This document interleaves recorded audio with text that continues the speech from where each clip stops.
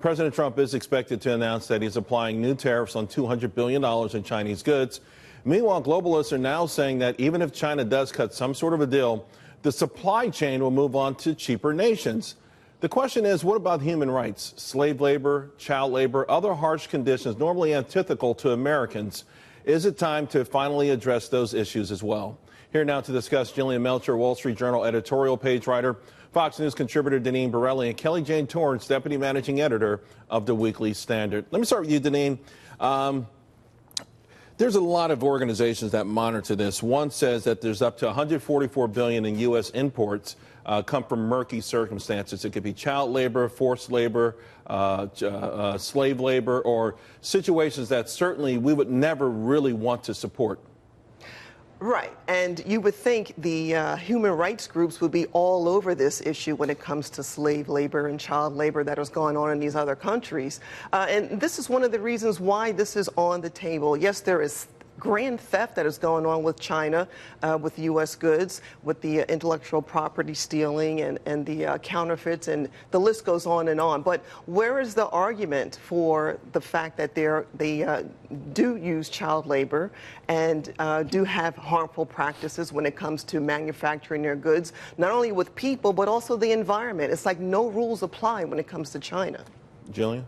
Yeah, I mean, I think we can certainly say that China is a major problem right now with the environmental issues. I think many of these countries do have egregious human rights records, and I think it's really important to point them out. So I'm all for the Trump administration pointing to when there is actually something egregious happening. But should we do business with them? Should we feel good that, hey, we have a cheap TV, but maybe a child made that at pennies a day? Or is it time for us to say, we would like some of the values, the American values, represented in the products we buy? Well, I mean, I think you're already seeing consumers push for that. There's been a big movement for more ethical sourcing. We're seeing this with nonprofits. We're seeing this with everything from, Tom's marketing, one shoe for one shoe. There is growing concern about this.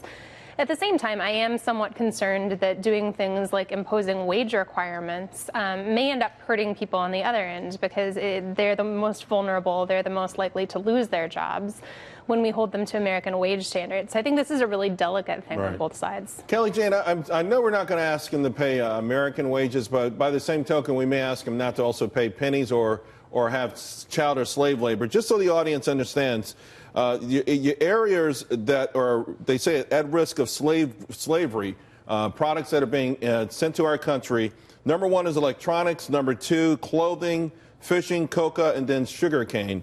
I don't know how much the Trump administration is working on these things. I hope, though, it's at the top of their list, near the top of their list, because if we're going to really, I think, take a bite at this apple, this is our last and only chance, perhaps, to make some changes with some of these big trading arrangements.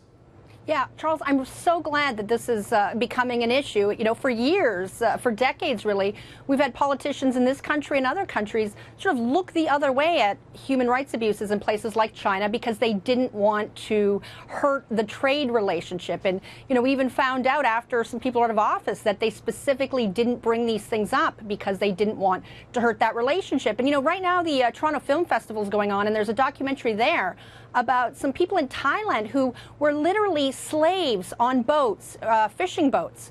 And, it's just shocking. And I think it's great that we're starting to look at this and say, hey, you know what, we want to do trade. We want products at lower prices for our consumers, but we don't want them, at the cost of other people's lives and misery. And so, yeah, like Jillian said, it's you've got to take a balanced look at this. You don't, obviously people in countries where it's a lot cheaper to live aren't going to be making the same wages as people here in America, where there's a higher cost of living.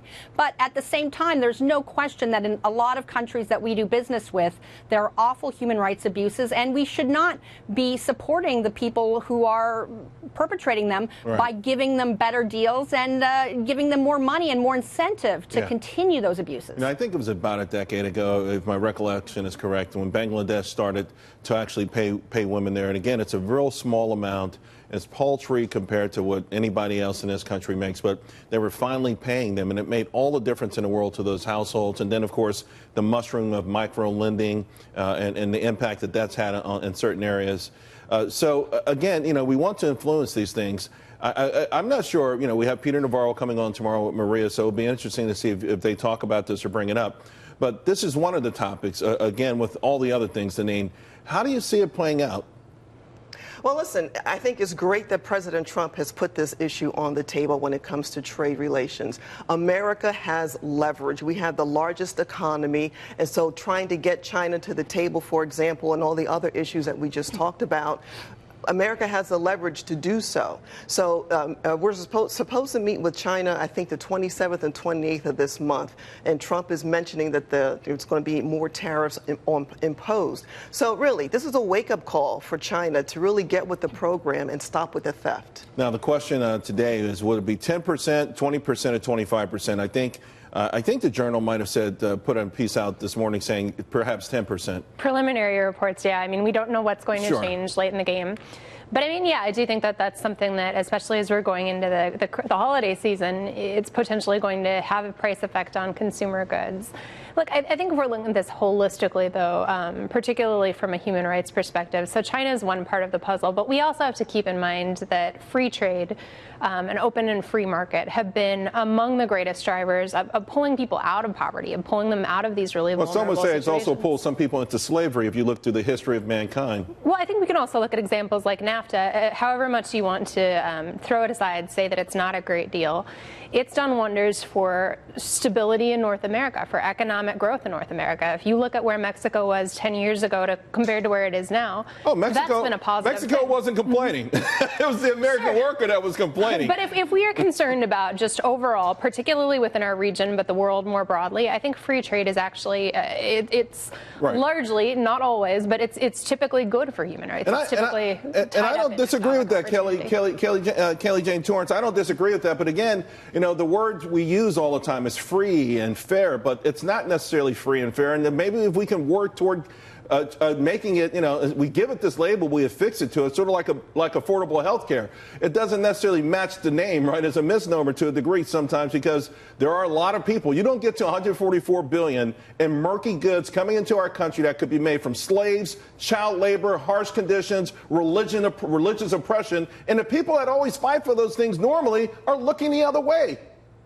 Yeah, exactly, Charles. It's a little unfortunate that right now we're having, this discussion about trade and tariffs, and it's really a bunch of issues. And I think when the president talks about, the trade deficit, I think most of us on this program don't find that helpful, and we don't think that's the real issue. But there are real issues that we're not hearing as much about and that are going on behind the scenes, and these are these issues we're talking about. Right. Intellectual property theft, human rights abuses.